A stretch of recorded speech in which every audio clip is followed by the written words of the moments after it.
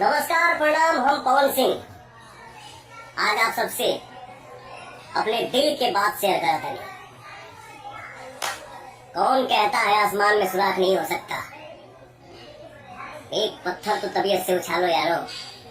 हमारे बड़े भैया भारतीय जनता पार्टी के राष्ट्रीय प्रवक्ता और पूर्व केंद्रीय मंत्री सैयद शहनवाज हुसैन जी ने जब से बिहार के उद्योग मंत्री पद की जिम्मेदारी को संभाले हैं, तब से बिहार में उद्योग की एक अलग ही चर्चा है।